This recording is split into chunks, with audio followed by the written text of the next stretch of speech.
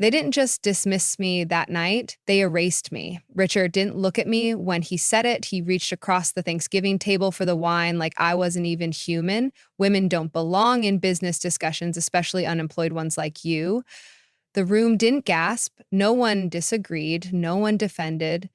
My husband froze beside me, fork suspended midair, his silence serving as permission. Patricia nodded with polite cruelty, and Kyle smirked like humiliation was a family sport. They thought they were diminishing an unemployed housewife. What they didn't understand was that the woman they believed had no purpose was the same woman who, 3 hours earlier, had signed an $18.4 million renewal contract tied directly to their company's survival. That's the part that made the moment ironic.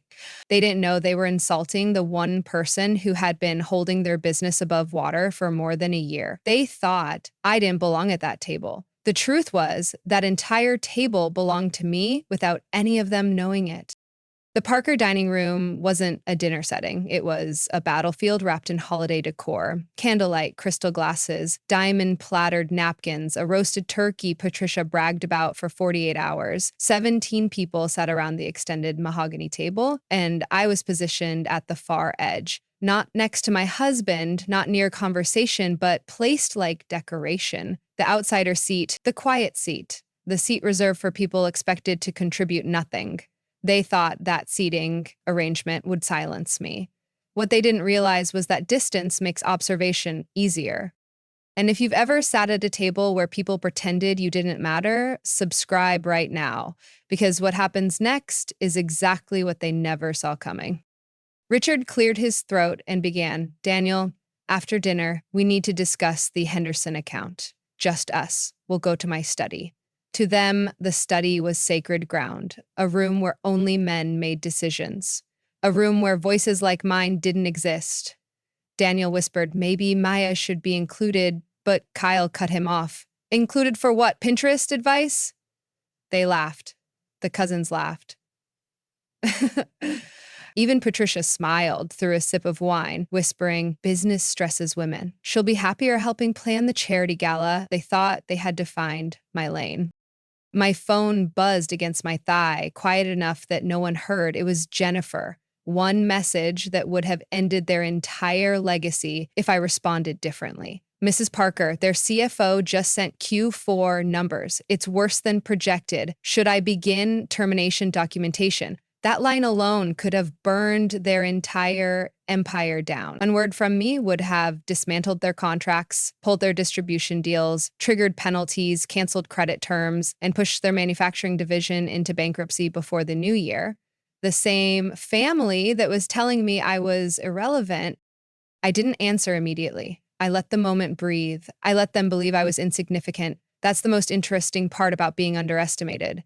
People hand you leverage without knowing it. You need to put that phone away, Patricia said, interrupting my silence. When the men are talking business, no distractions. I set my phone down deliberately, not because she told me to, but because I had already sent a second reply to Jennifer instructing her to pull every document tied to Parker Manufacturing for review, every late invoice, every pricing adjustment, every operational failure, every breach that would allow termination without penalty. Richard began telling a story about a deal he made 27 years ago, reciting it like a scripture the family had memorized. But his words sounded like a man recalling his glory days because nothing in his present was worth protecting. Kyle nodded proudly like he inherited his father's achievements instead of benefiting from my silent protection. Daniel stared into his mashed potatoes. He wasn't malicious. Just unaware. He never asked what I did, never asked how I spent my days, never wondered why my office door was closed. That's the part that hurt more than Richard's sentence. My husband never asked who I was because he assumed the answer wasn't worth knowing. The promise was already forming in my mind. One day they would regret this dinner. One day they would replay this moment like a timestamp marking their downfall. I would not scream. I would not confront. I would simply allow consequences to arrive where accountability had never existed. When the room laughed, I stayed quiet. When they toasted to successful men, I lifted my glass too, not because I respected the toast, but because they didn't know they were toasting the wrong person. They didn't know the majority of the profit sustaining their operations came through accounts I negotiated. They didn't know the suppliers who tolerated delayed payments did so because my signature guaranteed credit extensions. They didn't know their largest distribution partner had threatened to drop them last quarter, and I personally negotiated their stay of execution. They didn't know that the reason 6 people at that table still had jobs was because of me. They had built an identity around legacy, reputation, ownership, and masculinity, but the truth lived quietly inside my phone. I didn't want revenge that night. Revenge is reaction. This was clarity. This was the moment I realized they had never seen me. They saw Daniel's wife. They saw someone with time, someone with no value, someone who should remain invisible. But invisibility is powerful when people stop noticing that it is intentional. And that was the moment everything began. You can't build an $18 million contract out of luck. You build it out of nights no one sees, calls no one hears, decisions no one credits, and work no one asks about. That's how my company started. Not with funding, not with an inheritance, not with an office full of analysts. It began with rejection. 6 years before that dinner, I sat in my apartment with a laptop that overheated every 20 minutes, an inbox full of unanswered proposals, and a list of companies that told me no. Every one of those refusals became the blueprint for what I built. Logistics wasn't glamorous. It was overlooked. It was a business people assumed belonged to men with spreadsheets, cargo contracts, and warehouses filled with forklift operator. I was a woman fresh out of a business development role, dismissed by a supervisor who told me, "You're great at presentations, but you don't understand operations. Men handle that side." That sentence planted a seed. Most companies were solving distribution inefficiency backwards. They focused on cost first, then tried to make the operation match the price. That's why businesses collapsed. I flipped the model. Operations first, efficiency first, pricing last. I created Parker Logistics Solutions, though back then it wasn't a company, it was my name on an invoice template I made myself. I offered performance-based partnerships. If clients didn't save money, they didn't pay full rates. People didn't trust it at first. They were used to being charged before results existed. But slowly, the first small regional clients started calling back. 2 manufacturing firms, 1 food distributor, 1 medical supply company. Word spread, even though they didn't know me, they trusted the data. I solved problems that existing companies refused to handle. Broken route networks, warehouse turnover, freight losses, late deliveries, inventory disappearances. What others treated like inconvenience, I treated like opportunity. That was the difference. By the 3rd year, we were servicing 5 states. I hired my first regional manager, a woman named Jennifer, who at the time was fighting through discrimination at her previous job because male employees refused to report to her. They told their director they wouldn't follow orders from a woman younger than them. I hired her in 15 minutes. 2 weeks later, she reorganized a distribution region and saved one client $7 million annually. Loyalty is built on recognition. People go where they're truly seen. I built the company in silence, not secrecy, silence. Silence is misunderstood. People think silence means hiding. Silence means no one cared enough to ask. I never concealed what I did. Daniel never asked. His family never asked. They assumed the answer wouldn't matter. That assumption became my advantage. The first year of my marriage to Daniel, I worked every night until 2 a.m. Meetings with suppliers in Asia meant late calls. Negotiations in the Midwest meant early mornings. Daniel would fall asleep beside me while I typed contracts, rewrote proposals, reviewed route analytics, recalculated freight costs, and processed fulfillment maps. When he woke up, I'd already be up, responding to emails in my office. To him, it just looked like I had hobbies. He never stopped to wonder why my hobby hours required scheduling software, secure file sharing, and regional reporting dashboards. When the business revenue passed 20 million, I signed my first lease for an operations hub, then a second location, then a third. Daniel assumed I was helping my former employer part-time, something simple that kept me busy. He never asked questions because he believed the answer wouldn't challenge his identity. His father believed success was loud. Office buildings, handshakes, boardrooms. My success was quiet. email signatures, contracts, compliance audits. They assumed I wasn't working because my work didn't fit their definition. Clients trusted me because I understood why they failed. Their failures weren't logistical, their failures were emotional. No one fixed problems with urgency. No one understood that delayed deliveries collapse relationships. No one understood that lost inventory destroys confidence. No one understood that sloppy scheduling becomes millions in penalties. I built a company based on prevention, not response. And companies stayed because we protected them from what they couldn't see coming.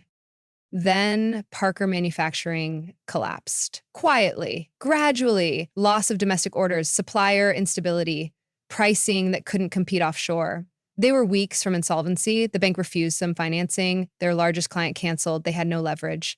Their CFO called our office anonymously through a burner extension because he didn't want Richard to know they were begging. I took the call. We studied their case. We could save them. I lowered rates 40% to give them breathing room. Not because it was wise, not because it was profitable, because I loved Daniel, because helping them meant supporting his family.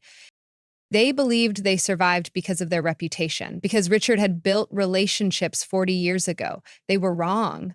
They survived because of spreadsheets they had never seen, and signatures they had never read, and credit terms negotiated by the woman they dismissed whenever she entered a room. They thought they were the empire, they were the debt, I was the asset. They just never thought to ask. Respect was never missing because it was never lost, it was never given in the first place. The Parker family didn't withhold acknowledgement from me because they misunderstood what I did. They withheld it because they assumed there was nothing to acknowledge. In their world, status was inherited, position was blood-based, competence was predetermined. A wife was auxiliary, a daughter-in-law was decorative. A woman without an office building wasn't working. A woman who worked from home wasn't succeeding. A woman succeeding without their permission couldn't exist. That was the foundation they built their arrogance on. And because that foundation was unchallenged for decades, they spoke from it comfortably. Their disrespect didn't start at the dinner table that night. It was a repetition, small dismissals layered into tradition. Patricia would ask Daniel how work was while I was sitting next to him, and I would answer, and she would respond to him anyway, as if my voice had only served as background noise. Kyle would ask Daniel how much I contributed financially to our relationship, not because he cared, but because he assumed the answer was nothing and wanted Daniel to confirm it. Richard believed leadership was inherited through his last name. He believed business longevity meant business excellence. If a company survived 40 years, the assumption was that it thrived 40 years. That's not survival, that's decay disguised as legacy. They believed the company's value still existed because it once did. They never stopped to examine whether it was shrinking. They never acknowledged that everything keeping them afloat came from someone they didn't respect enough to listen to.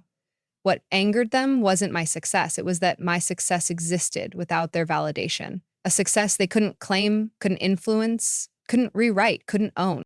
They looked at me as someone available, someone with time, someone whose life was a luxury they granted Daniel by default. They had no idea that the hours they thought I spent organizing drawers and rearranging flowers were hours spent negotiating domestic freight contracts, recalibrating route maps, and authorizing overnight shipment approvals that cost my company thousands so theirs could deliver on time. They assumed silence meant irrelevance. Silence meant discipline.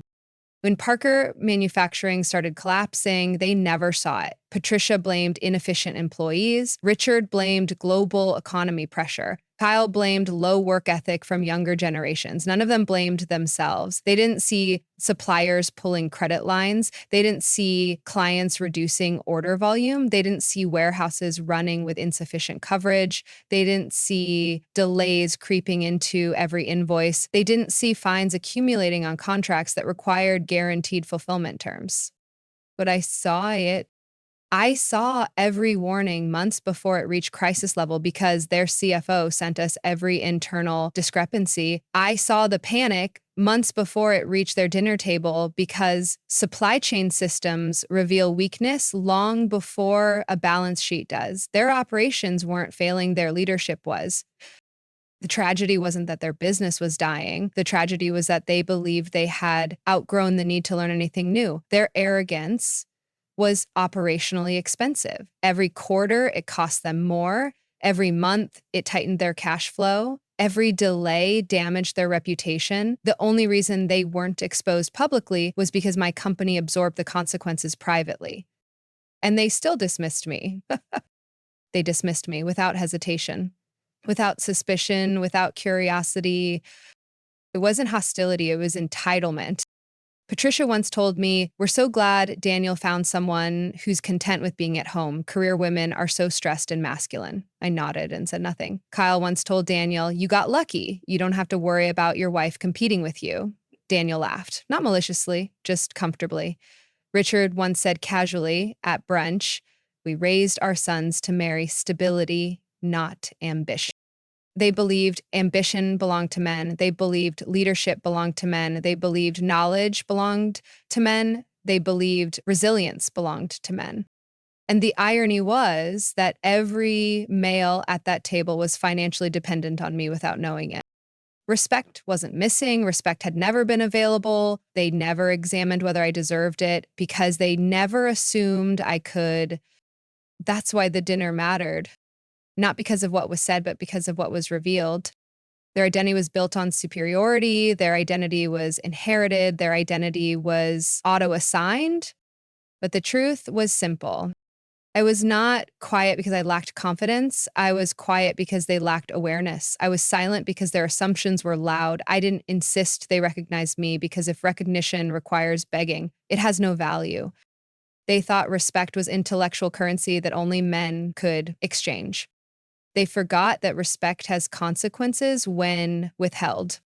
They didn't know that the woman they dismissed was reviewing their contract termination clauses.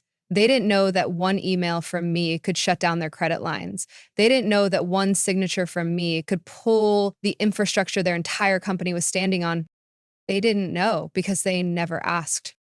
And I didn't reveal it sooner because they never deserved the explanation. What they believed about me shaped how they treated me. What I knew about them shaped how I protected them. But protection becomes enablement when respect never appears. And that night was the first moment I realized I had been protecting people who would rather collapse than sit next to me in a room where decisions were made. That realization changed everything.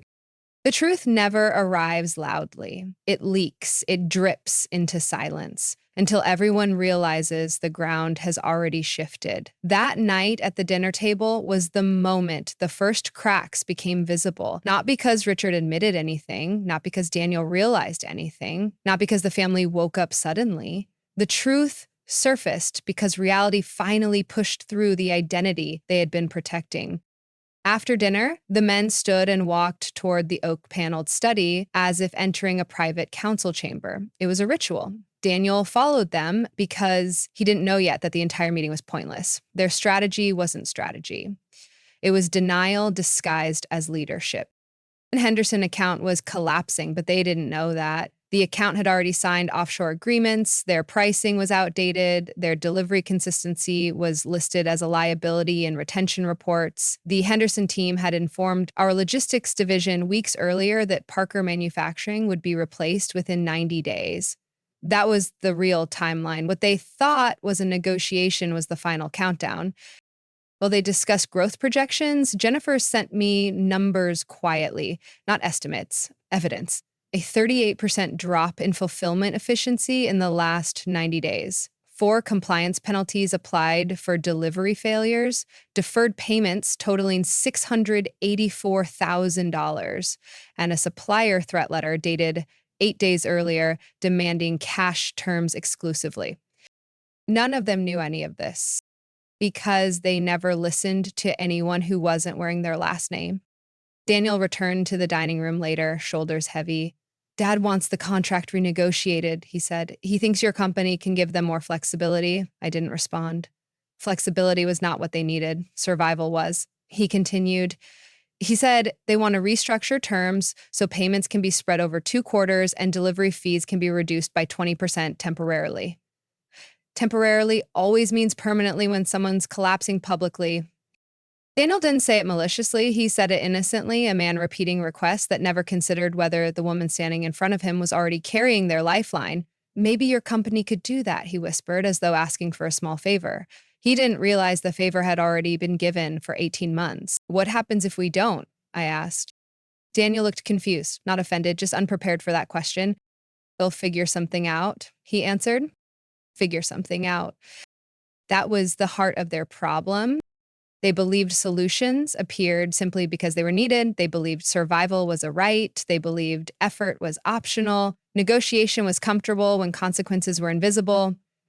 As the cracks continued widening, the next morning, Patricia called me. She didn't call about business. She called about tablecloth patterns. She wanted to know if I thought gold embroidery looked too ostentatious for the charity gala. I listened. Silence is a teacher. And while she talked, Jennifer texted again. Supplier confirmed cancellation of credit extension effective January 1st. They will no longer bill net 45. Immediate payment required. Patricia finished her question and waited for an answer. Yes, I said, gold embroidery is fine. If someone is determined to walk into a storm carrying fabric opinions, let them. Later that afternoon, Kyle texted Daniel privately. Dad is worried we might need to inject funds soon. Ask Maya if her company can hold invoices for another 90 days. Hold invoices, meaning no payment, meaning pay my employees from my reserves so theirs could operate without interruption. And that moment revealed everything. It wasn't that they didn't respect what I did. They didn't even recognize it as work. Work to them was loud, visible, announced, validated. Work done silently wasn't work. Work done privately wasn't work. Work that didn't ask for applause was invisible. What they didn't realize was that invisibility doesn't mean absence, it means restraint. Information always arrives before consequences. Truth reveals itself before anyone admits it exists. And they were entering the phase where their opinions would collide with reality. They kept assuming the world would bend for them. But numbers don't bend, numbers expose. I realized then that I had been carrying responsibility for a family that would rather collapse than acknowledge me. And collapse was closer than they understood. The cracks in their legacy were now factual. Debt deadlines, supplier threats, contract cancellations, payment failures. And the most painful part wasn't that they were falling apart. The painful part was that they believed I would save them again, simply because I had done it before. That assumption was the moment I made a decision.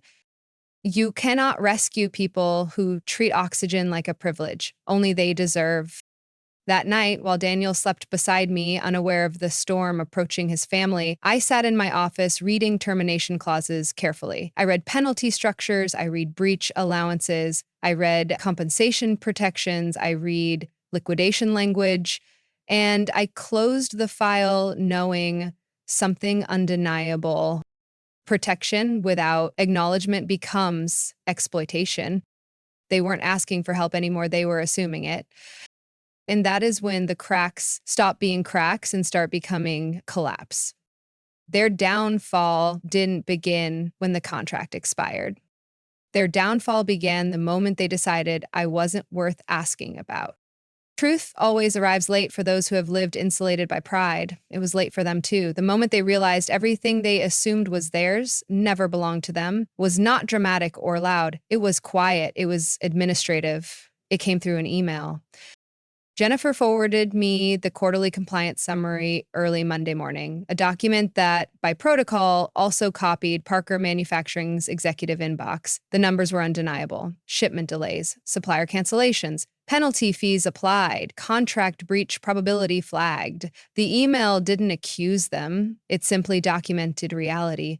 Facts are not emotional, they are consistent, and consistency exposes lies faster than confrontation ever will. Within minutes, Richard called Daniel. Daniel came into our bedroom to wake me, though I had been awake for hours, finishing regional audit reports. Dad needs an emergency call with you, he said, not realizing the phrase already contained irony. His father needed a call with me. But he still couldn't say it out loud. When I joined the call, Richard tried to sound composed. He cleared his throat too many times, like swallowing the truth would make it disappear. Kyle tried to redirect the conversation. This report is exaggerated, he said. These metrics are not reflective of our actual performance. But numbers don't exaggerate, people do. The CFO joined the call. He didn't defend them. He didn't soften anything. He admitted their invoice backlog was at critical risk. He admitted suppliers were requiring cash terms. He admitted production would stop if payments weren't cleared. And then came the sentence that shifted everything. Our survival depends on the continuation of this logistics agreement. They all froze after he said it because survival is different from strategy. Strategy implies options. Survival implies none. Richard tried to salvage dignity. We've been operating for 40 years. We will find a solution. The CFO didn't flinch. The last 18 months have been the solution, he said. Without discounted rates, expedited coverage, and credit deferments, we would have closed. Silence sat on the call like a witness. Daniel looked at me, not confidently, not proudly, but apologetically, as if he finally understood what had been invisible to him, as if he realized this wasn't an argument about respect anymore. It was now about survival. Richard finally asked the question he avoided for 18 months. Maya, how much longer can your company support us? He didn't ask how he could help. He didn't ask how they could correct mistakes. He didn't ask how to repair the relationship. He asked how long I could protect him. That's the difference between humility and dependency. Humility asks how to participate. Dependency demands continuation. My company will honor terms through the end of the fiscal cycle. I said, after that, pricing will shift to market rates, a 28% increase. Kyle swallowed hard. They will bankrupt us. That was the moment, not the words, the tone. He didn't sound proud anymore. He sounded small. That's how truth changes a person. Pride isn't sustainable when numbers contradict it. Richard tried one final approach. We're family. Surely that means something to you. Family means loyalty. But loyalty without respect becomes servitude. My loyalty protected you, I answered, but loyalty cannot replace compensation, acknowledgement, or fairness. Patricia entered the room behind Richard. I could hear it in her voice. Fear, not empathy. She said my name differently, softly now, almost fragile. Maya, please, you know how much this business means to us. I knew exactly how much it meant. I had spent 18 months sustaining it. What they never considered was how much my work meant to me. They wanted me to operate with emotional obligation while they functioned with emotional detachment. That imbalance was the source of everything. Respect is not an award. It is an exchange. It is earned. It is reciprocated. It is acknowledged. They wanted revenue without gratitude, dependence without humility, access without respect. They wanted a lifeline that didn't require bowing their arrogance. But collapse forces admission. Reality forces accountability. And Richard finally said, we were wrong about you, not with conviction, with necessity. And necessity is not apology. Necessity is survival instinct. If you stay with us, everything will return to normal, he added.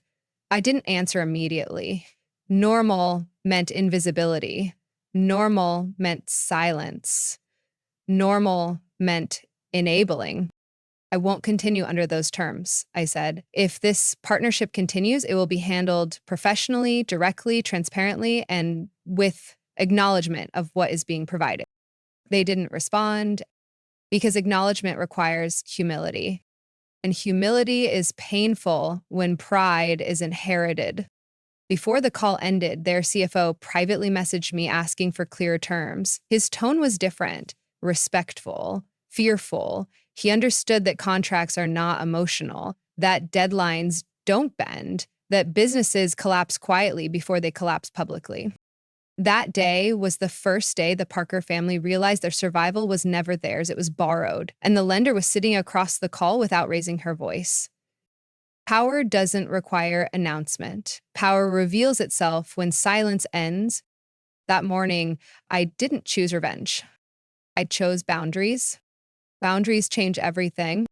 Consequences do not arrive when people are warned. They arrive when people ignore warnings long enough that reality no longer negotiates. For the Parker family, that moment came when their largest supplier officially removed Net 45 billing and requested immediate payment before shipment. They didn't receive that notice from the supplier directly. They received it through us. My operations lead sent it to their CFO, and he forwarded it to Richard with panic folded inside every sentence. For the first time, the truth wasn't coming from me. It was coming from someone they couldn't dismiss. Richard called Daniel again, but the tone was different this time. His voice wasn't sharp or condescending. It sounded tired. People who are accustomed to being powerful always sound exhausted when power stops responding to their name. He said he needed to meet immediately, not a family dinner, not a casual conversation, a meeting. Daniel looked at me like a child looking at his mother after breaking something expensive. Dad wants you there, he whispered, as if that invitation alone was a sign of honor. I told him I would come, but not as family, as the person responsible for the survival of his father's business. When I walked into the boardroom at their headquarters, the energy shifted, not dramatically, not visibly, but people who once didn't look at me now had trouble making eye contact. Their operations supervisor, who once told Daniel I probably didn't understand the manufacturing side, stood when I entered. Respect borrowed, not earned. Richard tried to start the meeting with nostalgia, reminding everyone of when his company opened its second facility. But the CFO interrupted. He said the current situation was unsustainable. They needed cash infusion, new terms, or full restructuring. He didn't sugarcoat anything. What options do we have? Richard finally asked. Everyone looked at me, because when survival feels personal, ego disappears. I have 3 options, I said calmly. Option 1, continue at market rates with strict invoicing, no extensions, no deferment. That keeps operations stable but requires capital discipline immediately. Richard nodded like someone pretending to follow. Option 2, reduce our scope of service, so you're paying less, but that will also reduce your delivery guarantees, which will cost you clients. I watched his face strain. In option 3, we withdraw at contract end and allow a competitor to handle you. No one breathed. Not her aunt, not her cousins, not even Daniel. Richard said the only sentence his ego could produce. You wouldn't do that. Not emotionally, I answered, but financially, that is an acceptable outcome. They weren't used to being told that their collapse was an acceptable outcome. The room shifted from discomfort to realization. Then the CFO broke the silence. If she pulls, payroll ends by February. Those words dissolved every illusion. Payroll, not prestige, not legacy, not title, not authority, payroll. People who think power is structural forget that payroll is oxygen. You stop oxygen, everything suffocates. Richard exhaled like someone losing a kingdom that was never actually his. What do you want? He asked. That question mattered, not because of tone, but because of history. For 18 months, I asked for nothing. I worked without gratitude, absorbed losses without acknowledgement, extended credit without respect. What I want is clarity, I said. This partnership continues only if there is transparency, professional respect, and acknowledgement of what is being asked of us. Patricia whispered, we were wrong, but apologies offered only when consequences arrive are not apologies. They are negotiations disguised as remorse. I didn't respond emotionally. Emotion wasn't needed. Numbers spoke. Reality spoke. Authority had finally shifted to where contribution lived.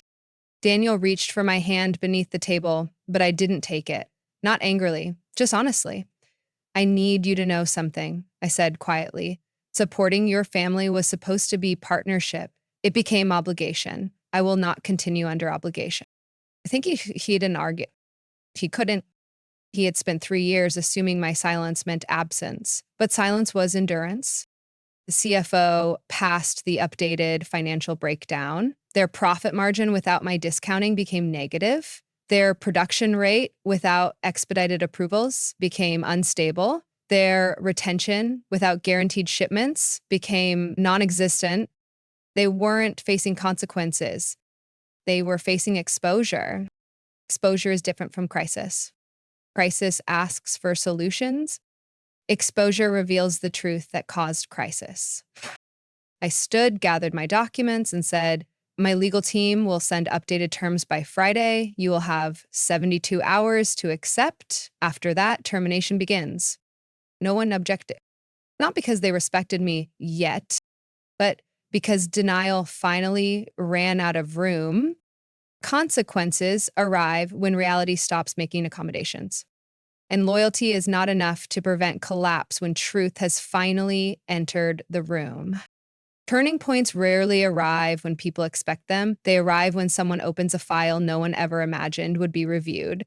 That moment happened 3 days after the meeting. My legal team delivered the updated pricing agreement, compliance terms, and projected financial impact into their inboxes, but attached at the end of the report was something Richard never thought would exist: a performance record documenting every loss my company absorbed on their behalf, every late invoice, every waived penalty, every expedited shipment we covered, every error corrected quietly. It wasn't an accusation, it was documentation.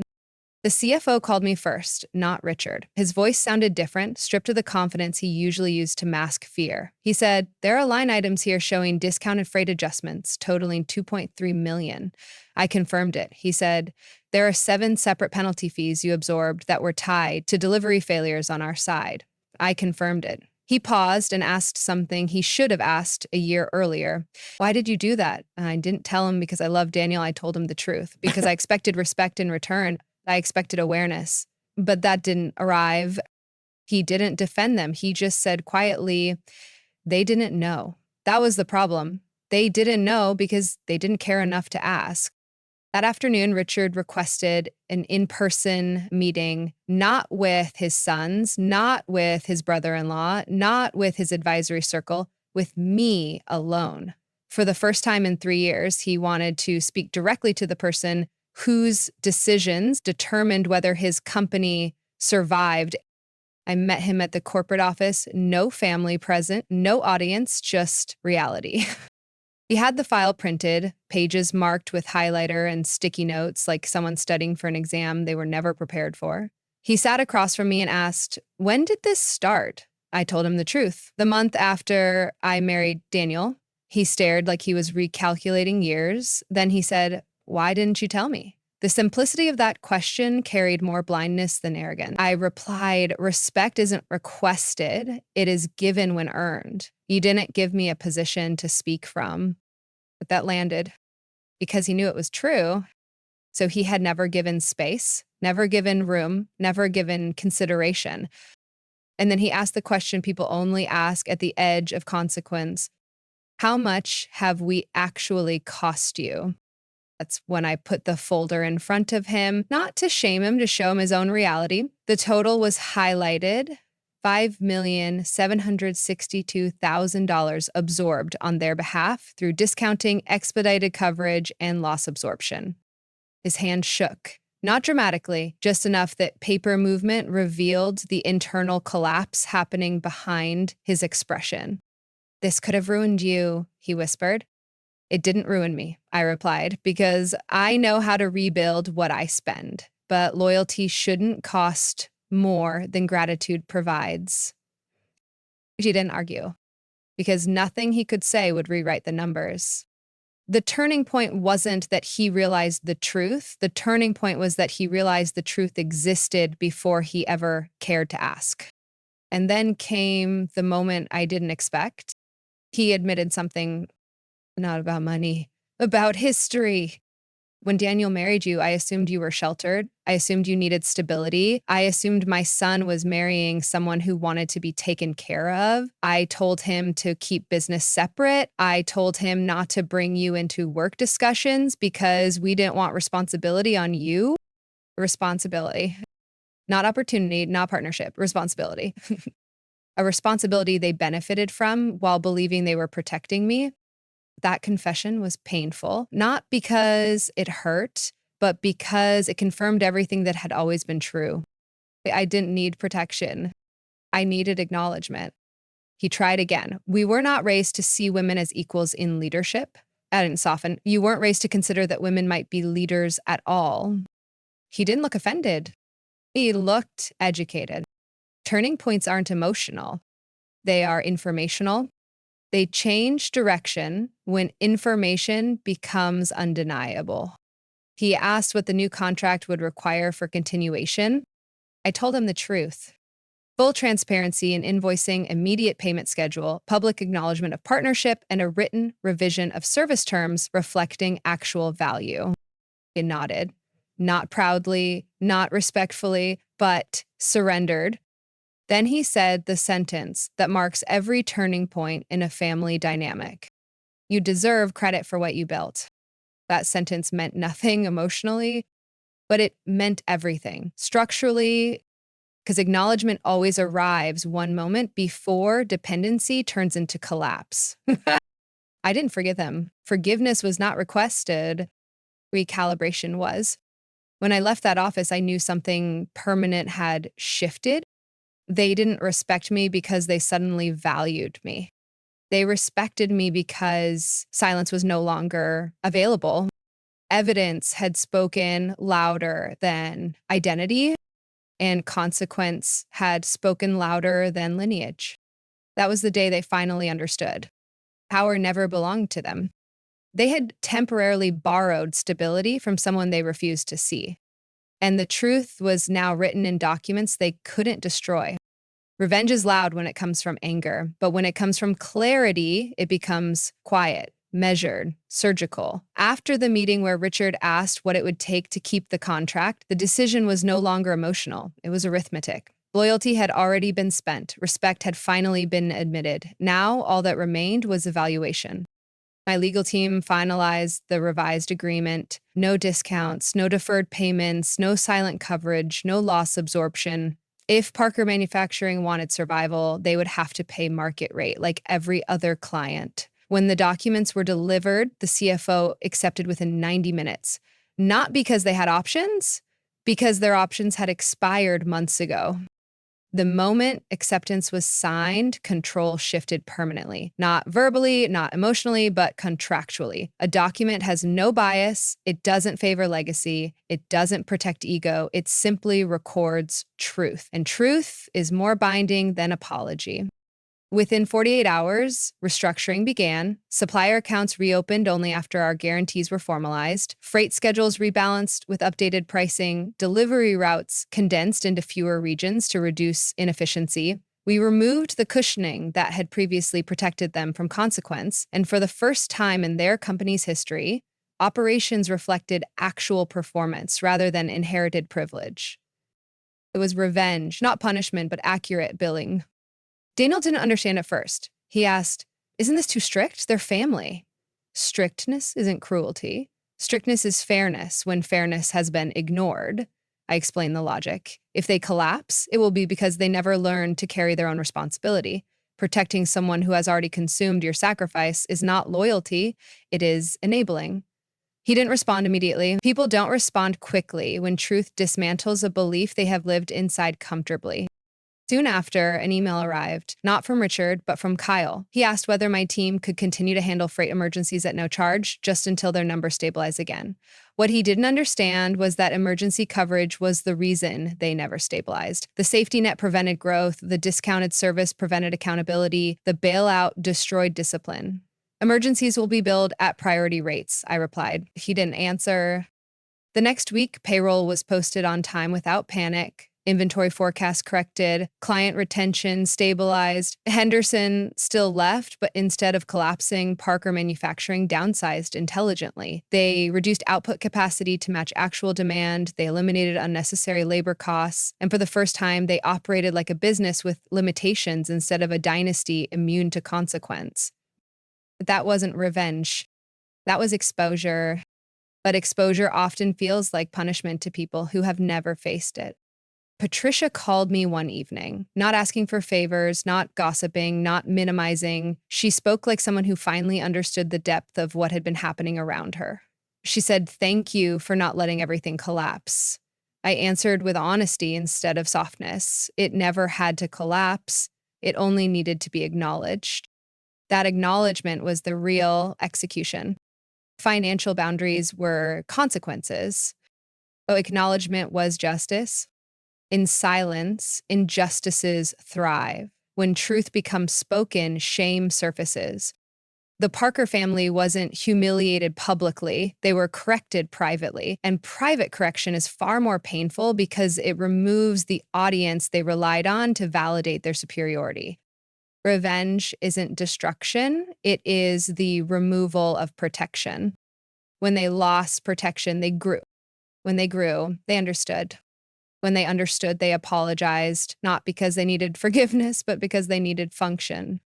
Real revenge isn't revenge. Real revenge is transformation. Revenge that breaks someone teaches nothing. Revenge that stays silent while they unravel teaches everything. When Richard told me, "You saved us," I didn't respond with gratitude or forgiveness. I responded with clarity. "No, I showed you how close you were to losing everything you thought was guaranteed." His expression changed, not defensive, but informed. He finally recognized the truth. They didn't survive because they belonged to a legacy. They survived because someone they dismissed kept signing approvals and absorbing risk. Daniel eventually asked the question that had been sitting under everything. Why didn't you tell me sooner? Because telling someone sooner only matters if they listen sooner. You assumed you knew who I was. That assumption prevented conversation. He didn't argue, he couldn't. Assumption is always louder than curiosity. The revenge moment wasn't signing the new contract. It wasn't denying their requests. It wasn't exposing the losses. The revenge moment was when they finally realized they needed me and I no longer needed them. That is the equilibrium. When power corrects itself, the imbalance dissolves. And when the imbalance dissolves, revenge is unnecessary. It simply becomes math. The outstanding box of loyalty were paid. Accountability was balanced. Costs were no longer transferred. Respect replaced assumption. And when you correct injustice without raising your voice, the correction stays permanent. Fallout doesn't look like confrontation. Fallout looks like distance, silence, careful sentences, adjusted tones. After the contract was signed, the family didn't celebrate survival. They retreated into something they had never needed before. Awareness. That was new territory for them. Before, meals were filled with exaggerated stories, emphasized legacies, inflated opinions about how business used to be. After the conversations shifted, not because I demanded it, but because truth has a way of rearranging hierarchy.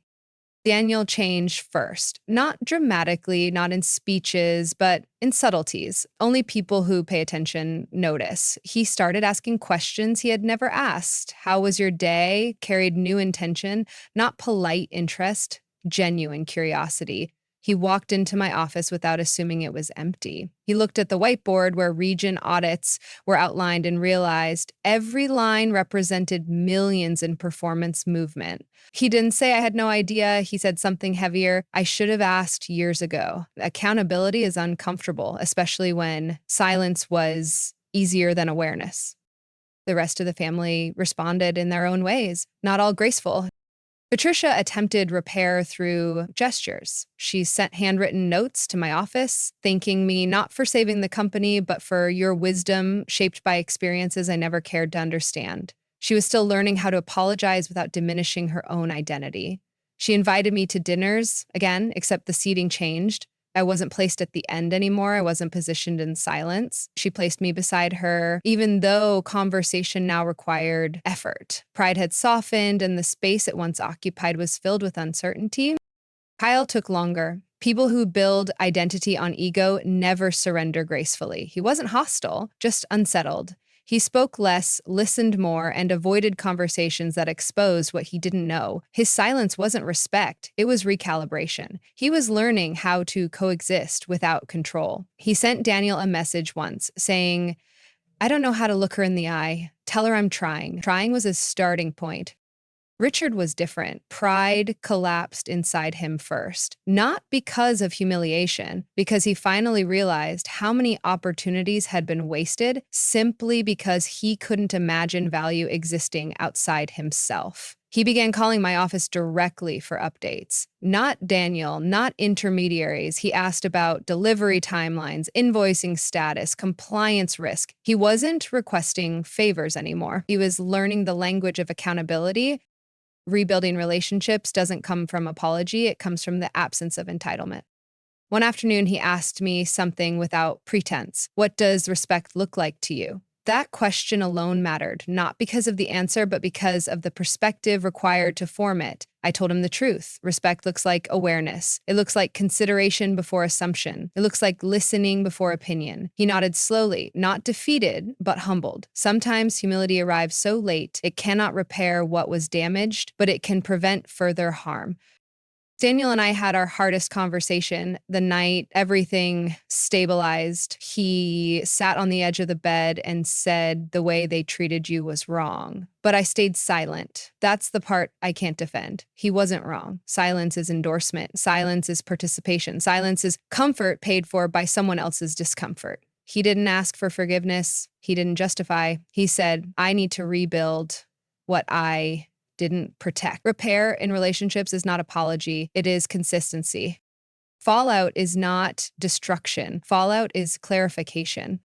The clearer things became, the more permanent the structural change was. I didn't ask the family for closeness. Closeness was their expectation. I asked for space, not distance, space. Space where identity didn't shrink to accommodate theirs. Space where acknowledgement existed without performance. Space where respect was not conditional upon what I provided. Some relationships adjusted easily, some strained under the weight of adjustment, but no one could return to who they were before the truth surfaced. The community around the business changed too. Vendors who once bypassed me now emailed me directly. Partners who once addressed Daniel now addressed me. Industry publications reached out, not because of the contract, but because of the restructuring that followed. They wanted to feature the turnaround story. I declined. Growth that requires validation is fragile. Growth that exists privately doesn't crumble from exposure. The fallout taught everyone something different. Daniel learned silence has consequences. Patricia learned politeness is not respect. Kyle learned entitlement collapses quickly. Richard learned leadership is not inherited. And I learned something too. Sometimes the greatest consequence isn't losing someone. Sometimes the greatest consequence is forcing someone to see themselves clearly. Because when identity meets truth, relationships either evolve or end. No yelling, no shaming, no spectacle, just truth replacing assumption. And truth, once spoken, cannot be undone. Resolution is not about reconciliation. Resolution is recognition. Recognition of who everyone truly was before the masks. Resolution comes when silence is replaced with understanding, when distance is replaced with clarity, and when power is no longer something earned privately but acknowledged publicly. The company stabilized long before the family did. Numbers responded first. Invoices cleared, terms aligned, the supply chain corrected, payroll steadied. Their second largest client expanded orders, not because Richard negotiated it, but because our systems improved delivery consistency. It was competence, not legacy, that created recovery. Daniel took time to relearn who he married, not the version he assumed, not the woman his family described, the woman who existed. He sat with documents, reports, proposals I had approved years earlier, and he read them like diaries. He told me, "I thought you were home because you wanted comfort. You were home because you were building something." That was the first sentence he said that didn't come from guilt, but from comprehension. He no longer compared our contributions. He no longer insulated his family from consequence. He no longer dismissed work because it didn't occur inside someone else's building. He showed up differently. Not louder, but intentionally, that shift mattered. As for his family, peace arrived differently for each of them. Patricia became softer, not in fragility, but in awareness. She started asking questions instead of assuming answers. She learned that conversations about business were not male territory. She spoke honestly one evening, saying, "I thought being a good woman meant not asking for space. I see now that silence can be disrespectful too." That was an apology. That was evolution. Richard did something unexpected. He stepped down from daily operations, not because he was forced, but because he finally saw leadership as responsibility, not entitlement. He made the CFO acting director, not Kyle, not Daniel. That decision alone rewrote 20 years of family expectation. He said, a business survives when the person running it understands its weaknesses, not when they inherited its name. That sentence held no bitterness, it held truth. Kyle was slower. Pride heals last in people who believed superiority was their birthright. But eventually, he acknowledged something without being prompted. I thought respect came from position. Turns out position means nothing if you depend on someone you ignore. That was the closest he could reach toward accountability at that stage, and it was enough. But the final resolution was not about them. It was about me. One evening, I sat in my office reviewing contracts that would determine our next expansion. A West Coast branch, a multi-state fulfillment integration, a government supply chain accountability contract that required compliance at 3 levels. And I realized something that had nothing to do with their story. I didn't build my company for validation. I built it because I could. Their failure was not my purpose. Their recognition was not my achievement. Their apology was not my trophy. They were a chapter, not the book. When the new fiscal year began, their payments arrived on schedule without reminders. Professional, responsible, acknowledged. That was peace. Not emotional peace, but structural peace. There was no anger left, no resentment left, because justice was not punishment. Justice was accuracy. When a partnership becomes accurate, resentment dissolves. When boundaries become clear, relationships stop bleeding. When acknowledgement replaces assumption, dignity returns. Daniel and I rebuilt, not because marriage requires permanence, but because we finally met each other honestly. He learned to stand beside me without needing to stand above me. I learned to stop apologizing for success that did not require approval. We began planning a home where my office wasn't invisible, not in a corner, not beside guest bedrooms, but central, where presence was visible, not assumed. Richard apologized, again, not because he needed something, but because clarity remained. He said, I was wrong about what leadership looks like. I didn't respond with forgiveness. I responded with recognition. Leadership looks like responsibility. He agreed. That became the closing of the cycle. There was no grand moment, no cinematic ending, just truth resting exactly where it belonged. The company survived because competence replaced inheritance. The family healed because assumptions dissolved. And I continued building something that was never built for applause. Resolution is not loud. Resolution is quiet alignment. Power without ego. Identity without correction. Success without hiding. The real victory wasn't that I exposed them. The real victory was that I never needed them to know my worth for it to exist. All exposure did was reveal what was already true. I was competent long before I was acknowledged, successful long before anyone asked, valuable long before anyone recognized it. And when power finally met peace, it didn't look like victory.